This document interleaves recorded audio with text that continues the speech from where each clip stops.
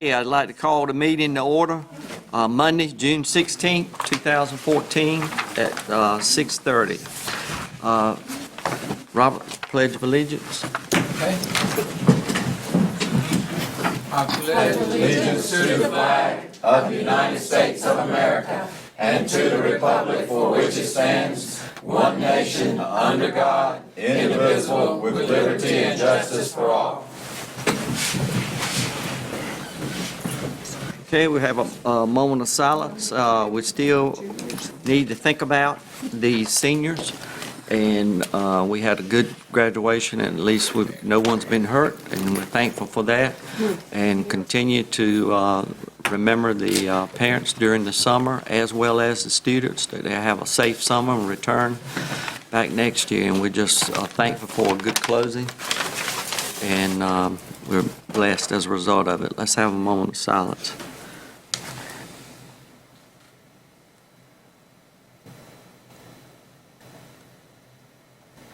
Amen. Amen.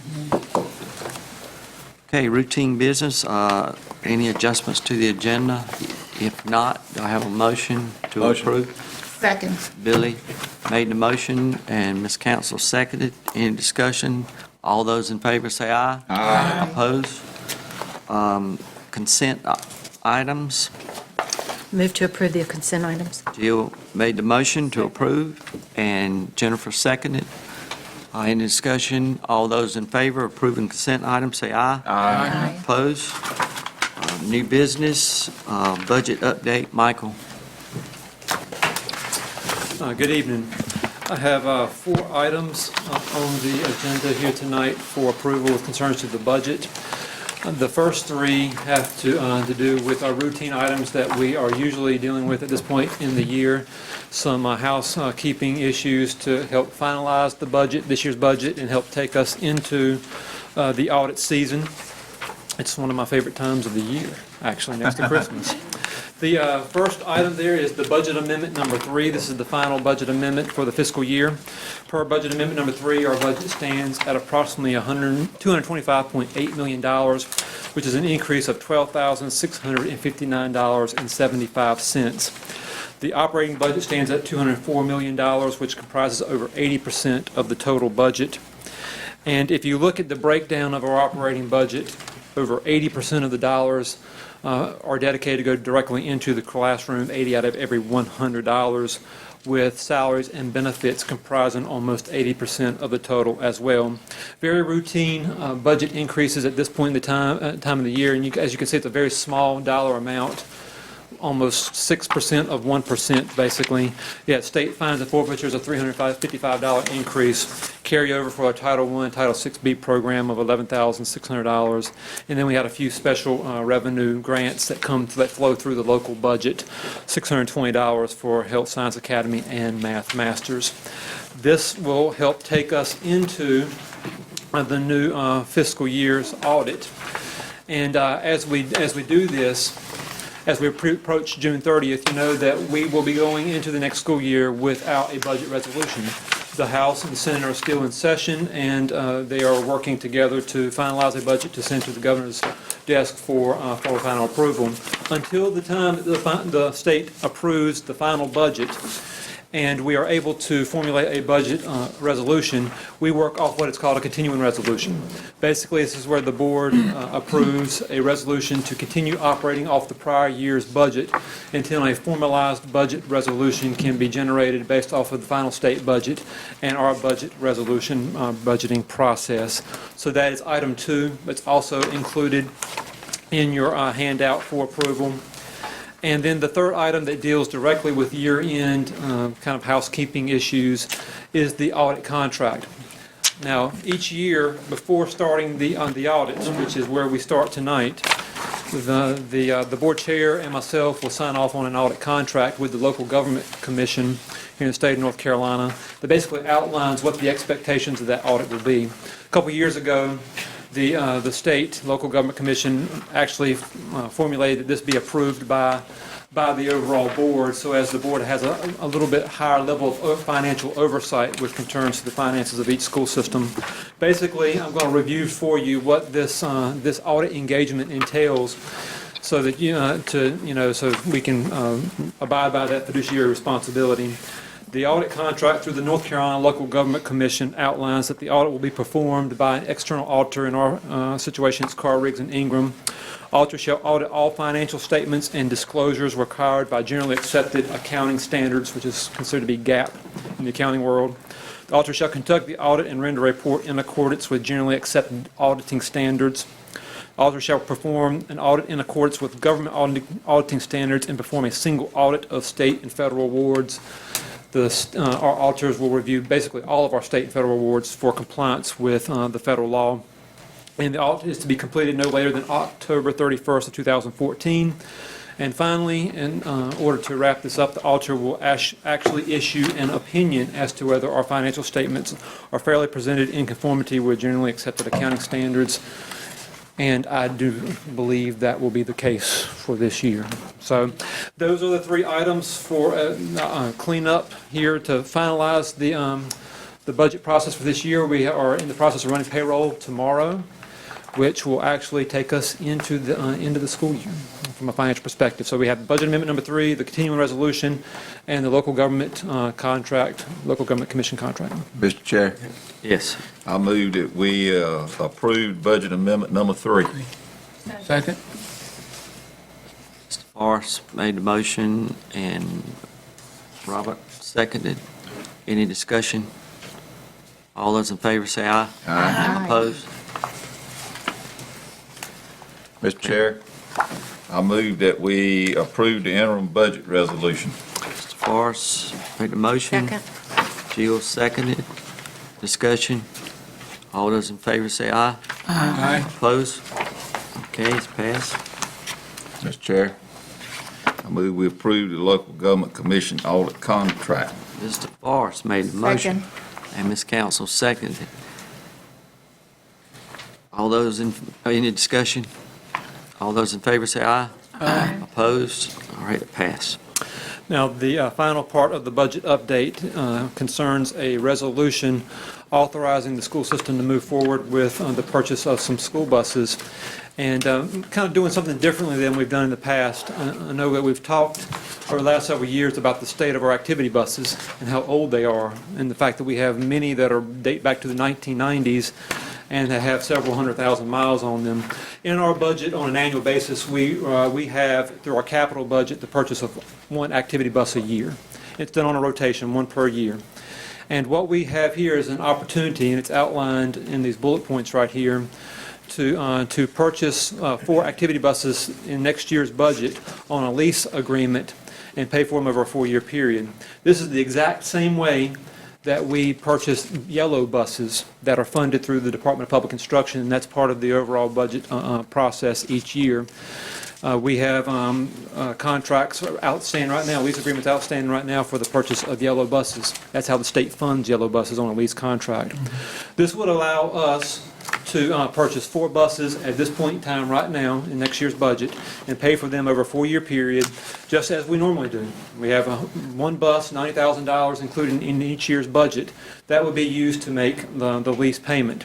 This resolution before you just allows us as a school system to move forward with that leasing agreement, and if need be, continue that forward to get any other final approvals we need through the county or whatever resolutions we have to do on that end.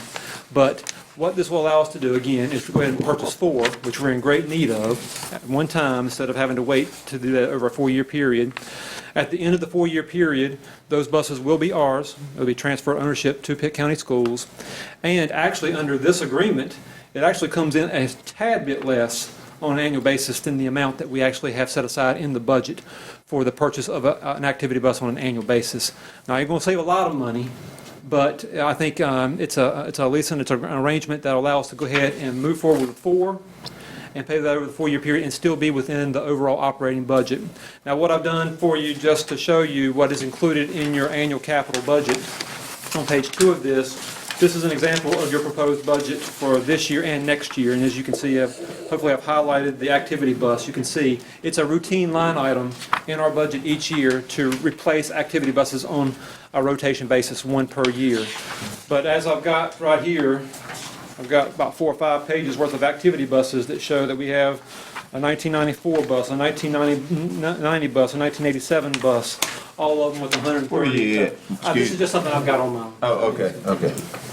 So this would allow us to put a new fleet of activity Okay. buses in operation as quickly as possible and still stay within our budget. All right. I hear, Jill. I move that we approve the authorizing resolution for the lease purchase of 4 activity buses. Jill made a motion and Mary seconded. Any discussion? Question, I got one that's, on these buses, and I know we talked about it a little bit in finance, and Joey, informed us a lot about this. Are these the only, vehicles that we can use to transport kids and reduce our liability? If I recall his response to that, it was, and that the difference between the cost of a smaller bus that met that criteria and the larger bus was not that big of a difference. He might be able to, where's Joey at, be able to add some guidance to that, but I recall that being the conversation. Your buses that are 14 passenger plus the driver, you're actually costing out at $3,600 a seat because they're right around $50,000. And as you mentioned, the reason is the standard, the crash ability of the bus has to be school bus, meet school bus federal standards. So when you buy the smaller bus, you're really, I'm not saying there's not some things that would go along with, the driver having the comfort of operation, but when you start costing out $3,600 a seat versus a larger bus at $1,700 a seat, or even $1,100 a seat, actually when you go to 72, it's just, you don't save any, very difference in fuel economy is not that much. Now, if you want a budget, $350,000 to go and get one for each high school, which would be 6 times 50, you can get one for each high school. But that's about $350,000. Wait. We appreciate that, we appreciate that. That information, all that was information. Yeah, that was just information, but I would love to see us work toward doing something for each high school. But not, for purposes of moving forward, I don't have an issue with it. Okay, any other discussion before we vote? All right, all those in favor say aye. Aye. Oppose? Okay, pass. EPS, Cheryl? Good evening. Hello. There's 3 items listed under the EPS committee update that will need board approval. I have people here that's going to describe all that, but let me update the committee, the whole board on the committee meeting we just had an hour ago on the things that do not need approval. I do want to just update a little bit on the House Bill 230 that we discussed at the EPS board committee meeting. House Bill 230 covers 3 basic things. It's the kindergarten early assessment that they're piloting now across the district, across the state. And they've asked different LEAs to volunteer a school to pilot their early kindergarten assessment. We have discussed Creekside. I don't think it's been finalized yet. Lisa, you want to come up a little bit and talk? Lisa, this is our K-5 director. I don't think it's been finalized, but our schools already do early kindergarten assessments as kids come into kindergarten, but this is the one that the state wants to use. So we may be piloting that at Creekside.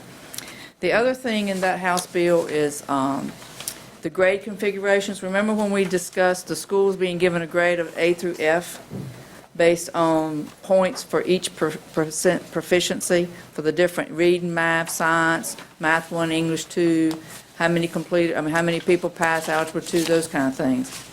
They are, for next year only, going to use, instead of a 10-point scale, a 15-point scale to give that label.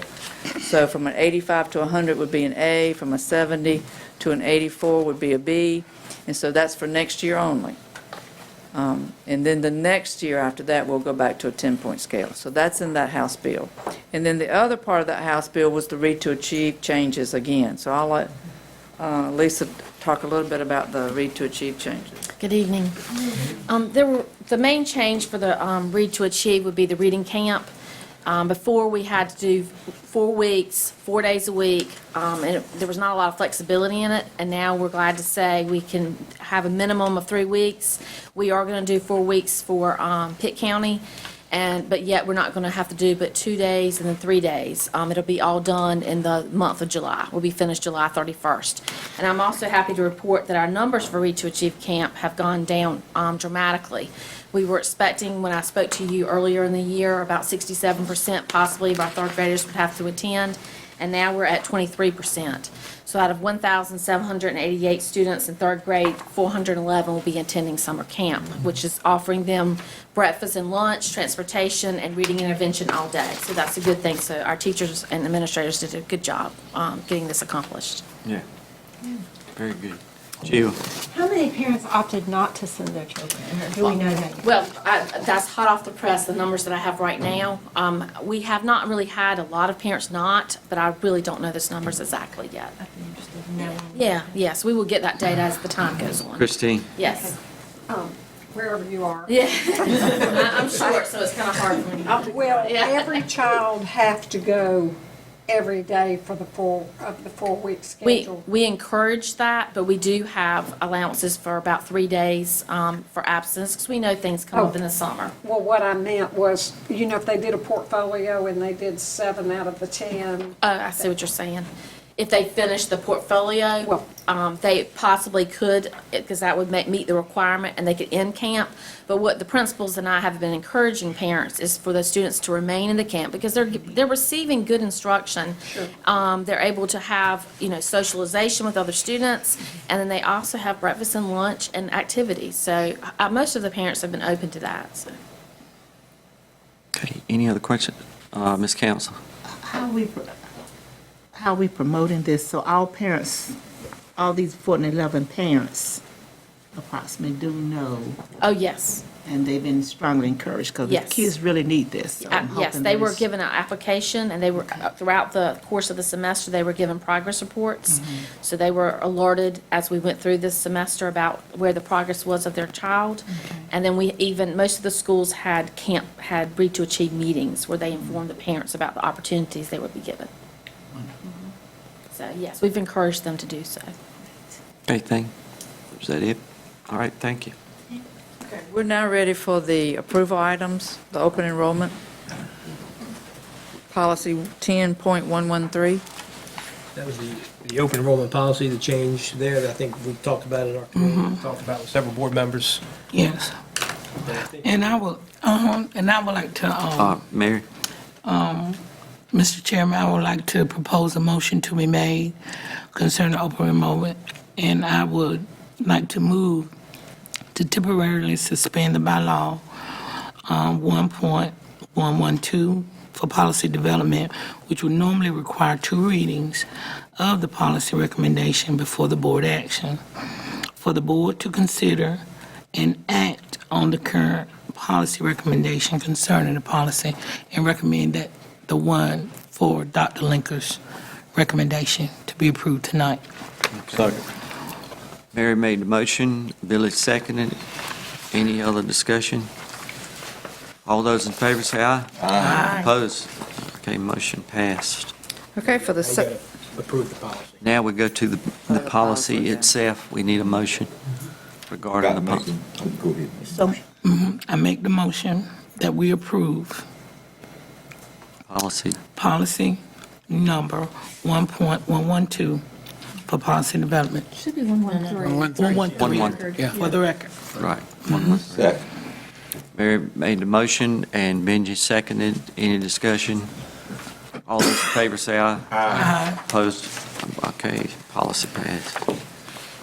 okay, the second item is the Title I budget. I'm going to introduce Sandra Morris, if she'll come up with the, And I cannot approve or go through the Title I budget without giving you guys a update on CEP, because CEP really drives all of the schools' Title I allotment that they received this year. So, with Leanne coming?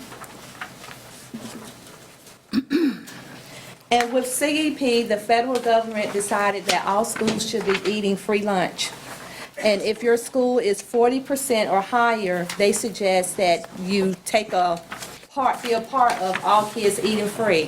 When we did our budget and when we looked at it, some schools would no longer benefit from being Title I if we chose to do all schools. So we had to kind of go back and revamp and figure out how we can make this work. Because some schools, they use the Title I money to hire extra teachers so their classroom sizes can be smaller. So we were trying to make sure that we looked at all of the different avenues of how we can support our teachers and our principals more. The CEP program, I think a lot of you have been hearing about that in the public, and it is a community eligibility provision that is within the Healthy Hunger-Free Kids Act of 2010.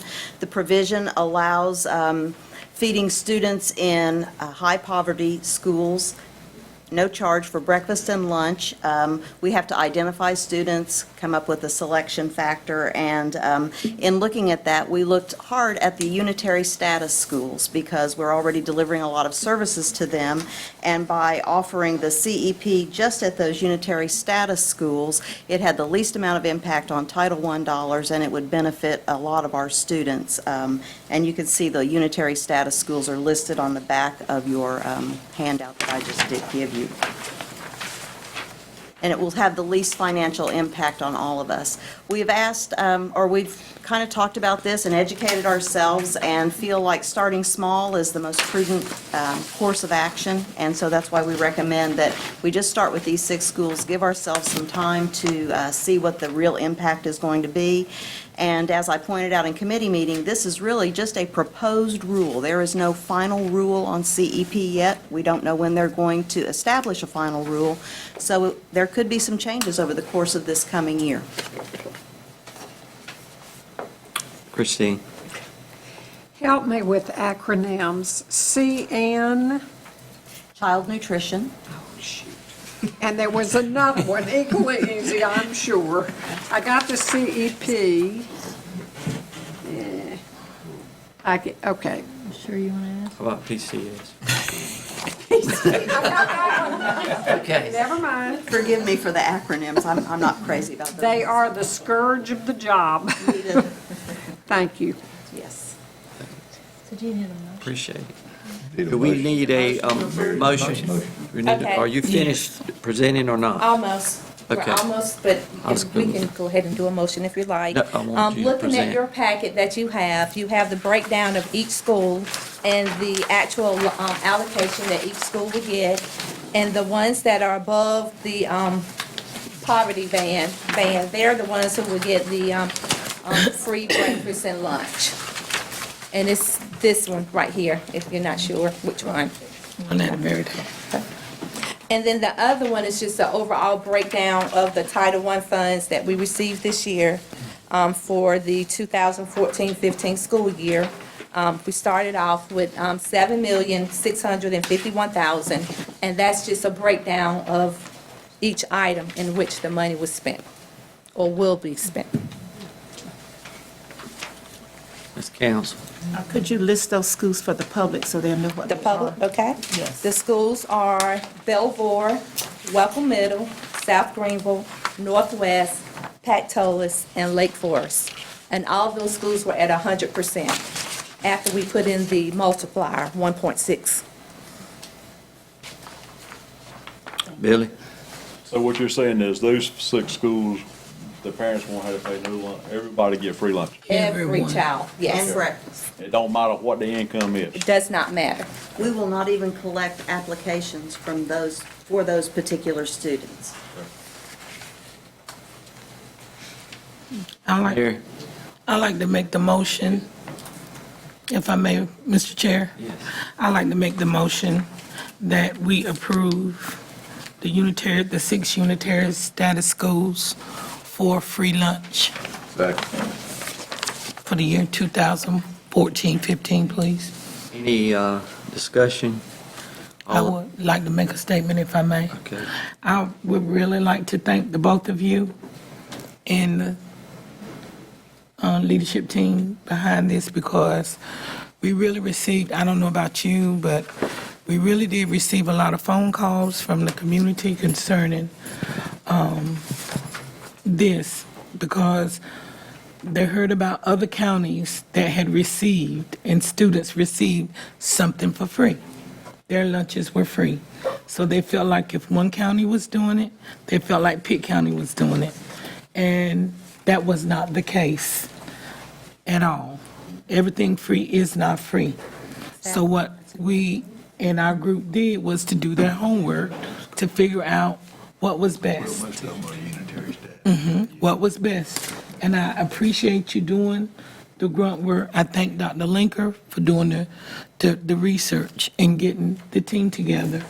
And I really do. It answered the question. It needed to be out there so that the public will see that it would have cost us a lot of money. 1.5 million in losses if it went out to every school. To every school. Every school.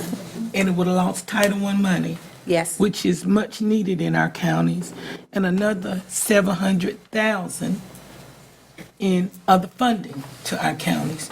So these 6 schools is going to be a blessing for all the students at this time. And then as we go further on, we'll see what it does, because we really don't know what's coming down the pike. Exactly. With legislation. So I really do appreciate you looking into this for our community as a whole and for our districts as a whole. So thank you very much.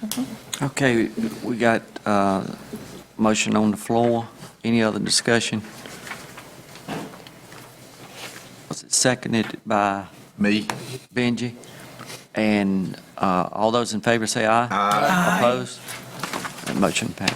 Okay. Do a separate approval for the Title I? A separate approval? I don't know, 'cause they approved, their motion was to approve the CEP. The CEP. CEP. Do a separate motion Yes. to approve Title I. Title I. I make a Jill? motion to, okay.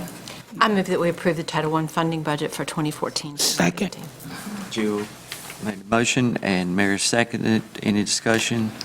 All those in favor say aye. Aye. Opposed? With motion passed. Okay, thank you. Thank you. Welcome. Thank you.